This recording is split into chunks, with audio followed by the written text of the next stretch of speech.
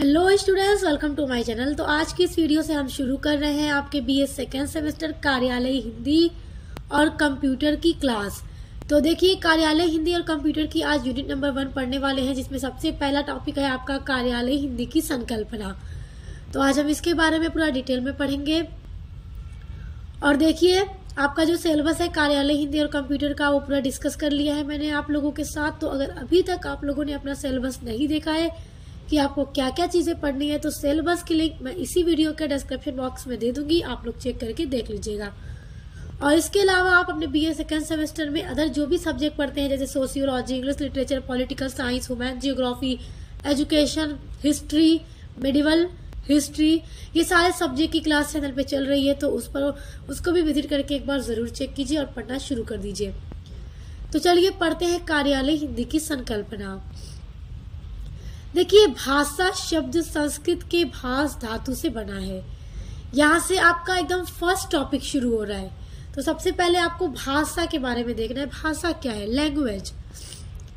तो भाषा जो शब्द है वो संस्कृत के भास धातु से बना है और जिसका अर्थ होता है बोलना या कहना, अर्थात भाषा वह साधन है जिसके द्वारा हम अपने विचारों को व्यक्त कर सकते हैं।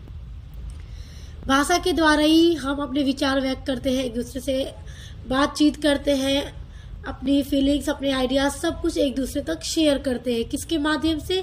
लैंग्वेज के माध्यम से। और इसके लिए हम वाचिक ध्वनियों का प्रयोग करते हैं। देखिए, भाषा मुख से उच्चारित होने वाली शब्दों और वाक्यों आदि का वह समूह है जिसके द्वारा मन की बात कही जाती है। हम मुंह से ही बोलते हैं, शब्द और वाक्य के रूप में अपने मन की बात कहते हैं। किसी भाषा की सभी ध्वनियों के प्रतिनिधि स्वर एक व्यवस्था से मिलकर संपूर्ण भाषा की अवधारणा बनाते हैं। आगे देखिए, व्यक्त नाद की वह समष्टि जिसकी सहायता से किसी एक समाज या देश के लोग अपने मनोगत भाव तथा विचार एक दूसरे से प्रकट करते हैं। किसके माध्यम से? भाषा के माध्यम से। और भाषा हर देश की अलग होती है, तो उसके लिए ट्रांसलेशन का यूज भी किया जाता है। सामान्यतः भाषा को वैचारिक आदान प्रदान का माध्यम कहा जा सकता है, क्योंकि भाषा के माध्यम से हम अपने विचार, अपने आइडिया, सारी चीजें एक दूसरे तक पहुंचाते हैं बोलकर। अभी ये हम पढ़ रहे हैं तो हम भाषा के माध्यम से ही पढ़ रहे हैं। भाषा अभ्यंतर अभिव्यक्ति का सर्वाधिक विश्वसनीय माध्यम होता है। यही नहीं, वह हमारे अभ्यंतर के निर्माण, विकास, हमारी अस्मिता, सामाजिक सांस्कृतिक पहचान का भी साधन है। देखिए, हमारे भारत में अनेकों भाषाएं बोली जाती हैं और यहाँ सैकड़ों बोलियां हैं, डायलेक्ट्स हैं अलग अलग क्षेत्रों की। तो ये क्या है? सामाजिक सांस्कृतिक पहचान का भी साधन होती है। भाषा के बिना मनुष्य सर्वथा अपूर्ण है और अपने इतिहास तथा परंपरा से विच्छिन्न है। देखिए, संपूर्ण विश्व में हजारों भाषाएं बोली जाती हैं जिसकी परस्पर बोधगम्यता नगण्य है। अच्छा, देखिए, अलग अलग स्थानों की अलग अलग भाषाएं होती हैं। तो यदि आपके सामने कोई आकर पंजाबी में बोले तो आप उसकी लैंग्वेज से ही जान जाओगे कि वो कहाँ का है, कहाँ का व्यक्ति है। तमिल कोई आपके सामने बोले तो आप समझ जाओगे ये तो साउथ इंडिया से आया है। तो अलग अलग स्थानों की जो भाषाएं हैं वहाँ के संस्कृति की पहचान भी बताती है, वहाँ के लोगों को ही बता देती है कि भाषा के माध्यम से लोग समझ जाते हैं। अपनी मातृभाषा और अपने क्षेत्र विशेष की भाषा के बचपन से ही अभ्यस्त होने के कारण लोग भाषा विशेष को अच्छी तरह जानते हैं। जो अपनी मातृभाषा होती है, जिस क्षेत्र में भी हम रहते हैं, तो हमारी वहाँ की जो बोली होती है तो बचपन से ही हम उसको जानते हैं, जिसके कारण भाषा विशेष जो है अच्छी तरह लोग जानते हैं भाषा को। पर दूसरे देश या समाज की भाषा सीखने के लिए उन्हें अतिरिक्त प्रयास करना पड़ता है। यदि आपको, हम उत्तर प्रदेश में रहते हैं, हम हिंदी बोलते हैं, हम इंग्लिश भी बोल लेंगे, लेकिन यदि हमें साउथ इंडिया की लैंग्वेज सीखना हो, कन्नड़ सीखना हो, तमिल सीखना हो, कोई भी भाषा सीखनी हो दूसरे समाज की, तो हमें क्या करना पड़ेगा? बड़ी मेहनत करनी पड़ेगी। और जो हमारे जगह की जो भाषा है, जहाँ हम पैदा हुए हैं, उसे हम बचपन से ही सीख चुके हैं, उसे सीखने में हमें ज़्यादा मेहनत नहीं करनी पड़ी। लेकिन यदि आपको दूसरे देश की, अगर आपको फ्रेंच लैंग्वेज सीखनी है तो आपको मेहनत करनी पड़ेगी। भाषा विज्ञान के जानकारों ने भाषाओं के कई वर्ग स्थापित करके उनमें से प्रत्येक की अलग अलग शाखाएं भी बताई हैं और स्थापित की हैं। और उन शाखाओं के भी अनेक वर्ग और उपवर्ग बनाकर उनमें बड़ी बड़ी भाषाओं और उनके प्रांतीय भेदों, उपभाषाओं अथवा बोलियों को रखा हुआ है। हिंदी भाषा विज्ञान की दृष्टि से भाषाओं के अर्थ वर्ग की भारतीय आर्य शाखा की एक भाषा है और हिंदी की अनेक बोलियां होती हैं। देखिए, हिंदी में भी अनेक तरह की बोलियां होती हैं अलग अलग स्थानों पर, जिसको हम कह सकते हैं डायलेक्ट्स यानी कि बोली। अच्छा, देखिए, जो हिंदी भाषा है उसके ना बहुत सारे जैसे कि रूप हैं। अलग अलग स्थानों पर हिंदी ही बोली जाती है, मगर आप उसमें देखेंगे कुछ कुछ वर्ड जो है थोड़ा थोड़ा आपको चेंज मिलेगा। देखिए, हिंदी भाषा का भौगोलिक विस्तार जो है बहुत दूर दूर तक है। अभी हम उसके बारे में भी देखेंगे। इस रूप में हिंदी भाषा समष्टि का नाम है, जिसे 3 क्षेत्रों में क्या किया गया है, बांटा गया है। देखिए, 3 क्षेत्रों में बांटा गया है। अब यहाँ पे ध्यान दीजिए, 3 भागों में हिंदी को बांटा गया है। पहला है हिंदी क्षेत्र, दूसरा है हिंदीतर क्षेत्र, तीसरा है भारतेतर क्षेत्र। अब देखिए, जो हिंदी है, हिंदी भाषा ही होती है, मगर अलग अलग स्थानों पर अलग अलग थोड़ा बोली जाती है। हिंदी क्षेत्र में हिंदी की मुख्यतः 17 बोलियां बोली जाती हैं, जिन्हें 5 उपभाषाओं में इस प्रकार विभक्त किया जा सकता है। पहला है पश्चिमी हिंदी। पश्चिमी क्षेत्रों में जो हिंदी बोली जाती है उसमें आपको थोड़ा सा डिफर मिलेगा, थोड़ा सा आपको फर्क मिलेगा। पूर्वी हिंदी, यहाँ भी हिंदी बोली जाती है, मगर थोड़ा सा आपको इसमें भी डिफरेंट देखने को मिलेगा। राजस्थानी हिंदी, पहाड़ी हिंदी और बिहारी हिंदी।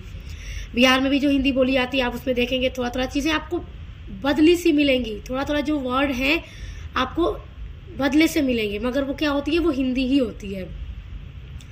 हिंदीतर क्षेत्र में देखिए, इन्हें प्रमुख बोलियां इस प्रकार है, जैसे दक्खनी हिंदी, जिसमें गुलबर्गी, बीदरी, बीजापुरी तथा हैदराबादी आदि आती हैं, जो इन स्थानों पे बोली जाती है। उसके बाद है बम्बैया हिंदी, कलकतिया हिंदी तथा शलिंगी हिंदी, बाजार हिंदी आदि। ये सारा आपको याद रखना है, क्योंकि ये सब आपके एग्जाम में पूछेगा तो आपको लिखना होगा। तीसरा है भारतेतर हिंदी। देखिए, भारत में तो हिंदी भाषा बोली जाती है, लेकिन भारत के बाहर कई देशों में भी हिंदी भाषा को बोलने वाले लोग बहुत बड़ी संख्या में बसे हुए हैं, जो हिंदी भाषा को बोलते हैं, अपनी रोज की बोलचाल भाषा में हिंदी भाषा का प्रयोग करते हैं। सीमावर्ती देशों के अतिरिक्त देखिए, यूरोप में अमेरिका, ऑस्ट्रेलिया, अफ्रीका, रूस, जापान, चीन तथा समस्त दक्षिणी पूर्व एवं मध्य एशिया में हिंदी बोलने वाले लोग बहुत बड़ी संख्या में रहते हैं। ये सारे जो देश आप देख रहे हैं यहाँ पे बहुत बड़ी मात्रा में ऐसे लोग रहते हैं जो हिंदी भाषा को जानते हैं और बोलते हैं। हिंदी भाषा सिर्फ भारत में ही नहीं बोली जाती, भारत के बाहर भी बोली जाती है। और लगभग सभी देशों की राजधानियों के विश्वविद्यालयों में हिंदी एक सब्जेक्ट के रूप में भी पढ़ाई जाती है। जिस तरह देखिए, हम इंग्लिश को पढ़ते हैं, इंग्लिश कहाँ की भाषा है, इंग्लैंड की। वो लोग अपने जैसे हम हिंदी बोलते हैं, जो हमारी डेली लैंग्वेज है रोज बोलचाल की, वैसे वहाँ पे इंग्लिश है, लेकिन हम इंग्लिश को पढ़ते हैं ना एज अ सब्जेक्ट। तो उसी तरह उन सब देशों में भी, वहाँ की यूनिवर्सिटीज़ में भी हिंदी को एज अ सब्जेक्ट पढ़ाया जाता है, सिखाया जाता है। भारत के बाहर हिंदी की प्रमुख बोलियाँ ताजुबेकी हिंदी, मॉरिशसी हिंदी, फिजी हिंदी, सरनामी हिंदी आदि है।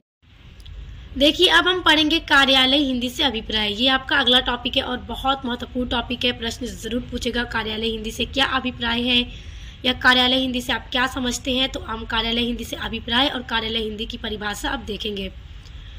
देखिए, कार्यालय हिंदी की संकल्पना में आपने भाषा देखा कि अलग अलग स्थानों पे अलग अलग भाषाएं हैं, भाषा होती क्या है, और उसमें से अब कार्यालय हिंदी यानी कि कार्यालय का मतलब कार्यालय यानी ऑफिस में प्रयोग की जाने वाली हिंदी। देखिए, जो हिंदी हम रोज़ बोलते हैं, अपने दैनिक जीवन में प्रयोग करते हैं बातचीत करने के लिए, वो हिंदी जो हम बोलते हैं वो अलग हिंदी है, दूसरी हिंदी है। और जो हिंदी हम कार्यालय में यूज़ करते हैं, जैसे सरकारी, अर्ध सरकारी, निजी कार्यालय, इन सभी में जो हिंदी प्रयोग की जाती है कार्यालय हिंदी होती है। तो देखिए, कार्यालय हिंदी वह हिंदी है जिसका प्रयोग सरकारी, अर्ध सरकारी और निजी कार्यालयों में किया जाता है। यानी इन सभी ऑफिस में जो हिंदी प्रयोग की जाती है वो कार्यालय हिंदी है। जब आप आगे पढ़ते चले जाएंगे, अभी आपका फर्स्ट टॉपिक चल रहा है, जैसे जैसे आप यूनिट्स में आगे बढ़ते जाएंगे आपको बहुत अच्छे से समझ में आ जाएगा कि कार्यालय हिंदी क्या है। देखिए, वास्तव में कार्यालय एक बड़ी प्रशासनिक इकाई होती है जिसके अंतर्गत सरकार को देश की आर्थिक, राजनैतिक, सुरक्षात्मक, शैक्षणिक, सामाजिक, साहित्यिक आदि अनेक दृष्टियों से प्रशासन का भार संभालना पड़ता है।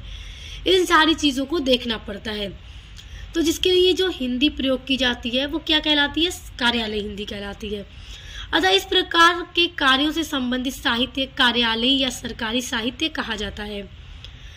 देखिए, जैसे कि कार्यालय में पत्र आता है और कार्यालय से लिख के एक पत्र दूसरे कार्यालय में भेजा भी जाता है, जो भी सरकारी निजी सरकारी से ऑफिस में लेटर सेंड किया जाता है, रिसीव भी होता है नेक्स्ट अगले जहाँ से बातचीत होती है।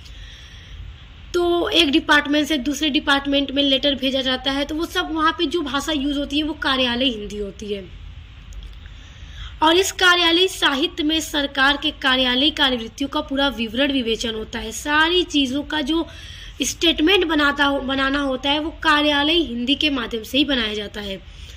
और सरकारी पदों और कार्यालय कार्यवृत्तों का विनिमय बनाना, अंतर मंत्रालयी और अंतर विभागीय पत्र व्यवहार आदि कार्यालय साहित्य के अंतर्गत ही आते हैं। यानी जो भी पत्र व्यवहार किया जाता है वो सब कार्यालय साहित्य के अंतर्गत आते हैं, यानी कार्यालय हिंदी में ही वो सब प्रयोग किए जाते हैं। और इस कार्यालय साहित्य की अपनी विशिष्ट भाषा होती है। आप आगे इसकी पूरी वोकैबुलरी देखेंगे।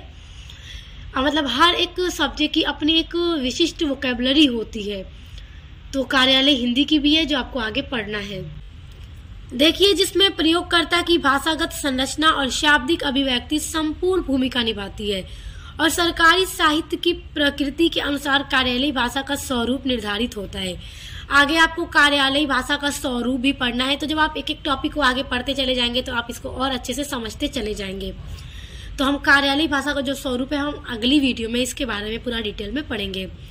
देखिए, जिसमें टिप्पणी लेखन, प्रारूपण, संक्षेपण, प्रतिवेदन लेखन, कार्यावृत्त लेखन, कार्यालय अनुवाद कार्य आदि कार्यालय हिंदी के प्रयोग क्षेत्र है। देखिए, जो टिप्पणी लेखन है ये क्या होता है, प्रारूपण क्या होता है, संक्षेपण क्या होता है, ये सब कार्यालयों में प्रयोग किया जाता है। ये सब का प्रयोग किया जाता है, कार्यालय हिंदी के ही प्रयोग क्षेत्र हैं ये सब। और इन सभी के बारे में एक एक टॉपिक पर मैं वीडियो अपलोड करूंगी। ये सब कुछ क्या है सब आपको पढ़ना अपने सिलेबस के अंतर्गत, तो सारी चीजें आप पढ़ेंगे तो और अच्छे से समझेंगे। देखिए, कार्यालय कार्यविधि में केंद्रीय शासन, राज्य शासन तथा निजी कार्यालयों का समावेश होता है। इन सभी स्थानों पे कार्यालय हिंदी यूज होती है। और इन कार्यालयों में पत्र जातों की छटाई, वर्गीकरण, फाइल, जांच पड़ताल तथा विषयों का प्रस्तुतिकरण आदि कार्यालय व्यवस्था एवं कार्यालय प्रयुक्ति अनुसार होने चाहिए। देखिए, ऑफिस अलग अलग जो होती है, प्रशासन को जितने भी कार्य करने होते हैं तो वो सब कार्यालय हिंदी में ही किए जाते हैं। कार्यालयों में अधिकारियों से लेकर कर्मचारियों तक सभी के अपने अधिकार क्षेत्र होते हैं। देखिए, किसी भी कार्यालय में, किसी भी ऑफिस में जो ऑफिसर है उनका अपना अलग कार्य होता है, उनका अपना अलग अधिकार होता है कि उन्हें कौन सा कार्य संभालना है। और उसमें जो कर्मचारी होते हैं उनका अलग काम बटा होता है कि तुम्हें ये सारे कार्य संभालने हैं। किंतु अधिकतर लिखित कार्य लिपिक वर्ग ही करते हैं। लेकिन आप लोग देखेंगे ऑफिस वगैरह में एक कार्यालय होता है जिसमें लिपिक वर्ग होते हैं, और जितना भी लेटर आएगा जाएगा, सारी चीजें जो भी फाइल वगैरह का काम होगा तो इन्हीं का होता है। कार्यालयों में लिखित संक्षेपण के कई रूप मिलते हैं, जैसे पत्र, अर्ध सरकारी पत्र, कार्यालय ज्ञापन। देखिए, ये अलग अलग प्रकार के पत्र हैं जो कार्यालय में यूज किए जाते हैं, और इन सभी पत्रों के बारे में मैं आपको आगे पढ़ाऊंगी। और इन सभी को आप देखिएगा कि पत्र जो है, अर्ध सरकारी पत्र कब यूज होता है कार्यालय में, कार्यालय ज्ञापन का यूज कब किया जाता है, अंतर विभागीय टिप्पणी का कब यूज होता है, तार का कब प्रयोग किया जाता है, कार्यालय आदेश ये भी एक तरह का पत्र है, अधिसूचना ये भी एक तरह का पत्र है। तो इन सभी का यूज कहाँ और कब किया जाता है कार्यालय के अंदर, तो सब कुछ आपको पढ़ना है। संकल्प है, प्रेस विज्ञप्ति, नोट है, पृष्ठांकन, प्रपत्र आदि, ये सभी पत्र व्यवहार के प्रकार हैं जो आपको पढ़ने हैं। देखिए, लखिती संप्रेषण का लिपिक वर्ग द्वारा लिखा जाता है, किंतु शब्दों की अशुद्धियां और संरचना संबंधी कार्यों की जांच अधिकारी द्वारा ही की जाती है। अब जैसे देखिए, यहाँ पे कहने का ये मतलब है कि कार्यालय में जो ऑफिसर होते हैं, जो अधिकारी होते हैं, उन्हें यदि कोई पत्र लिखवाना है किसी भी टॉपिक पर कि मतलब क्या बात लिख के कहाँ भेजना है, ठीक है, दूसरे डिपार्टमेंट में या दूसरे अधिकारी तक वो बात पहुंचानी है या कहीं भी किसी मंत्रालय में भेजना है, तो वो अपने लिपिक वर्ग से कह देते हैं कि ये टॉपिक है, आप इस तरह का लेटर लिख दो। जो बात रहती है वो लिख देते हैं। फिर वो लिपिक वर्ग जो है लेटर को लिखकर क्या करते हैं, अधिकारी को दिखाते हैं तो उसकी जांच पड़ताल का कार्य अधिकारी का होता है। लिखने का कार्य तो लिपिक वर्ग का होता है, लिपिक वर्ग लिख देते हैं, किंतु शब्दों की जो गलतियां होंगी, सारी चीजें जो संरचना है, उन सभी की जांच का, उसको चेक करने का कार्य अधिकारी का होता है। अधिकारी जब फिर उसको पढ़ते हैं, देखते हैं कि सब कुछ सही है, तो फिर वो डन करते हैं, यानी फिर उसको सेंड किया जाता है। यदि अधिकारी कह दे नहीं यहाँ पे इस शब्द में अशुद्धियां हैं, गलती है, तो फिर उसको लिपिक वर्ग द्वारा सही किया जाता है, फिर दोबारा से अधिकारी को दिखाया जाता है। अब देखिए कार्यालय हिंदी की परिभाषा, ये बहुत महत्वपूर्ण है। आपसे प्रश्न जरूर पूछेगा कि कार्यालय हिंदी का अर्थ लिखते हुए उसकी परिभाषा की विवेचना कीजिए। ये सारी चीजें जरूर आपके पेपर में पूछेंगी। और जब मैं आपकी क्लास कराती रहूंगी तो साथ साथ मॉडल पेपर की वीडियोस भी अपलोड करती रहूंगी कि किस तरह के प्रश्न आपकी परीक्षा में पूछे जाएंगे। और देखिए जिनका ऑब्जेक्टिव टाइप पेपर होगा तो वो भी पूरी क्लास करेंगे, उनके लिए पूरा लेक्चर हेल्पफुल होगा, क्योंकि जब पूरी क्लास किए रहेंगे तो उन्हें एक एक चीजें अच्छी से पता होंगी हर टॉपिक के बारे में, तो आसानी से वो अपने ऑब्जेक्टिव टाइप क्वेश्चन को अटेम्प्ट कर पाएंगे। अब देखिए कार्यालय हिंदी की परिभाषा। कार्यालय हिंदी से तात्पर्य उस हिंदी से है जिसका प्रयोग कार्यालयों के दैनिक कामकाज में होता है। यानी ऑफिस के अंदर डेली का जो कामकाज है उसको करने के लिए जिस हिंदी का प्रयोग किया जाता है उसे कार्यालयी हिंदी कहा जाता है, यानी ऑफिस की हिंदी। दूसरे शब्दों में हम ये भी कह सकते हैं कि वह हिंदी जिसका दैनिक व्यवहार वाणिज्य, व्यापार, पत्राचार, प्रशासन, चिकित्सा, योग, संगीत, विज्ञान, प्रौद्योगिकी एवं रसायन शास्त्र आदि क्षेत्रों में किया जाता है उसे कार्यालय हिंदी कहा जाता है। अब देखिए कार्यालय हिंदी सिर्फ वही नहीं है जो सिर्फ ऑफिस में यूज हो। अब जैसे दैनिक व्यवहार में या वाणिज्य यानी कि बिजनेस में, व्यापार में, पत्राचार में लेटर को लिखने भेजने हर चीज का काम होता है पत्राचार। जैसे पत्रकारिता भी की जाती है, उसकी बात की जाए, या प्रशासन के द्वारा जो यूज होती है उनके कार्यालय में जो हिंदी यूज होती है, चिकित्सा में जो हिंदी यूज की जाती है, योग, संगीत, विज्ञान, प्रौद्योगिकी, अलग अलग जो सब्जेक्ट है सबकी अपनी अपनी एक विशिष्ट वोकैबुलरी होती है और जो हिंदी उसमें प्रयोग की जाती है वो क्या कहलाती है, कार्यालय हिंदी कहलाती है। देखिए इसके अंतर्गत साहित्य भी आता है, परंतु उसका क्षेत्र से कुछ भिन्न है। मतलब साहित्य भी इसी के अंतर्गत आता है, मगर उसका जो क्षेत्र है थोड़ा अलग होता है, क्योंकि सबकी अलग अलग अपने शब्द होते हैं जिनका प्रयोग उनके अंतर्गत किया जाता है। अब जैसे कार्यालय अगर चिकित्सा में जो यूज होगा तो देखिए रसायन शास्त्र है, इसकी अपनी अलग वोकैबुलरी होगी। जो डेफिनेशन रसायन शास्त्र की होगी वो आप बदल कर नहीं लिख सकते। बायोलॉजी की जो होगी आप उसको बदल नहीं सकते। तो क्या है, एक अपनी विशिष्ट परिभाषा होती है हर चीज की, हर सब्जेक्ट की। देखिए साहित्यिक भाषा और कार्यालयी भाषा में अंतर होता है। साहित्यिक भाषा में ऐसे शब्दों का प्रयोग साहित्यकार करता है जो मन के भावों को अभिव्यक्त कर सके, जबकि कार्यालयी भाषा में ऐसे शब्दों का प्रयोग नहीं किया जा सकता, क्योंकि साहित्यिक या सर्जनात्मक भाषा के आंतरिकता और शिल्प प्रकर्ष की सशक्ता अधिक होती है। इतना याद रखिएगा कि साहित्यिक भाषा और कार्यालयी भाषा में अंतर होता है, क्योंकि साहित्यकार अपने कार्यों में ऐसा शब्द यूज करता है जो मन के भावों को एकदम से पूरी तरह से टच कर सके, अभिव्यक्त कर सके अच्छे से। देखिए कार्यालयी भाषा में इन सब का कोई संबंध नहीं होता, यानी साहित्यिक भाषा का प्रयोग इसमें नहीं होता, क्योंकि कार्यालयों में तो जो कार्यालयी भाषा यूज की जाती है तो उसमें जो काम होगा उसी से संबंधित शब्दों का प्रयोग किया जाता है। कार्यालयी भाषा की अपनी शब्दावली होती है, सही बात है, अपनी शब्दावली होती है और फिर उन्हीं शब्दावलियों का यूज कार्यालय के अंदर कामकाज में किया जाता है। पारिभाषिक शब्द होते हैं और उन शब्दों की सीमित अर्थ निहित रहते हैं, यानी कि सीमित अर्थ निहित रहते हैं। आप आगे पढ़ेंगे पारिभाषिक शब्दावली के बारे में, आगे आपको पढ़ना है। देखिए जिसका प्रयोग कार्यालय के कर्मचारी प्रशासनिक दैनिक कार्यकलाप में करते हैं, अर्थात कार्यालय सामान्य रूप से वह हिंदी है जिसका प्रयोग कार्यालयों के दैनिक कामकाज और व्यवहार में किया जाता है। देखिए किसी भी ऑफिस में, कार्यालय में, डिपार्टमेंट में जो भाषा यूज की जाती है उसके कामकाज के लिए वो कैसी भाषा है, बस आपको याद रखना है, वो कार्यालय हिंदी है। विभिन्न विद्वानों ने ये माना है कि चाहे वह किसी भी क्षेत्र का कार्यालय हो, उसमें प्रयोग की जाने वाली हिंदी कार्यालय हिंदी ही कहलाती है।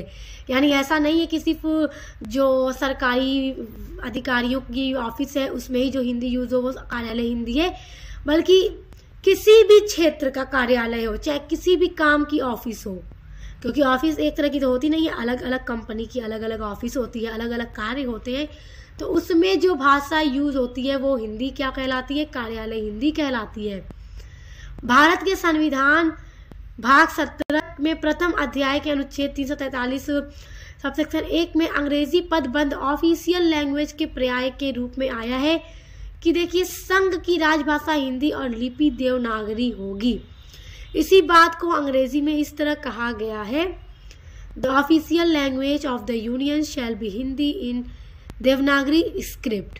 कार्यालय हिंदी के संदर्भ में कुछ निम्नलिखित परिभाषाएं इस प्रकार हैं, जैसे देखिए पहली परिभाषा है श्री ठाकुरदास के अनुसार। देखिए श्री ठाकुरदास अपने अनुसार, अपने पॉइंट ऑफ व्यू से कार्यालय हिंदी पर एक परिभाषा लिखते हैं कि प्रयुक्ति के आवश्यक तत्वों के रूप में हमने तकनीकी तथा वैज्ञानिक शब्दावली, विशिष्ट शाब्दिक अनिवार्यता तथा भाषा संरचना की बात कही है। इसके आधार पर कार्यालय हिंदी का एक विशिष्ट रूप प्रयुक्ति के रूप में विकसित हो गया है।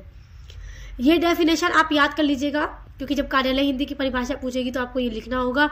एक इससे भी सीधी परिभाषा नीचे दी जा रही है, देखिए डॉक्टर डीके का कथन इस प्रकार है। डॉक्टर डीके कार्यालय हिंदी के बारे में लिखते हैं कि वह हिंदी जिसका दैनिक व्यवहार में, यानी रोज व्यवहार में, पत्राचार में या वाणिज्य में, व्यापार में, प्रशासन के द्वारा, विज्ञान एवं प्रौद्योगिकी के द्वारा, चिकित्सा, योग, संगीत, ज्योतिष, रसायन शास्त्र आदि के क्षेत्रों में, इन सभी के क्षेत्रों में, इन सभी के कार्यालयों में जो हिंदी प्रयोग की जाती है कामकाज के लिए, उसे कार्यालयी या कामकाजी हिंदी कहा जाता है। तो याद रखिएगा। तो स्टूडेंट्स, आज की इस वीडियो में हमने कार्यालय हिंदी की संकल्पना, कार्यालय हिंदी का जो अभिप्राय है और उसकी परिभाषा पढ़ लिया एंड आई होप आप इसको अच्छे से समझ गए होंगे। जैसे जैसे आपकी आगे वीडियोस में अपलोड करती रहूंगी तो आप इसको और अच्छे से समझ जाएंगे, क्योंकि बहुत सिंपल आपका ये सब्जेक्ट है, सीधा है, इसमें कोई रटने वाली चीज नहीं है, बस आपको समझने की बात है। आप समझ जाएंगे तो आप एग्जाम में बहुत अच्छे से अपने सारे प्रश्नों को अटेम्प्ट कर लेंगे। और इसके अलावा आप अपने बीए सेकेंड सेमेस्टर में अदर जो भी सब्जेक्ट पढ़ते हैं, कार्यालय हिंदी के अलावा सोशियोलॉजी पढ़ते हैं, इंग्लिश लिटरेचर पढ़ते हैं, पॉलिटिकल साइंस पढ़ते हैं, ह्यूमन जियोग्राफी पढ़ते हैं, मेडिवल हिस्ट्री पढ़ते हैं, एजुकेशन पढ़ते हैं, कोई भी सब्जेक्ट आप पढ़ते हैं तो उसके लिए भी चैनल पे एक बार विजिट कीजिएगा, क्योंकि सभी सब्जेक्ट की क्लास कराई जा रही है और सभी की प्लेलिस्ट भी मैंने बना दी है। तो प्लेलिस्ट आप चेक कर लिया कीजिए, चेक करके पढ़ाई कीजिए। Best of luck. अब मिलते हैं नेक्स्ट वीडियो के साथ।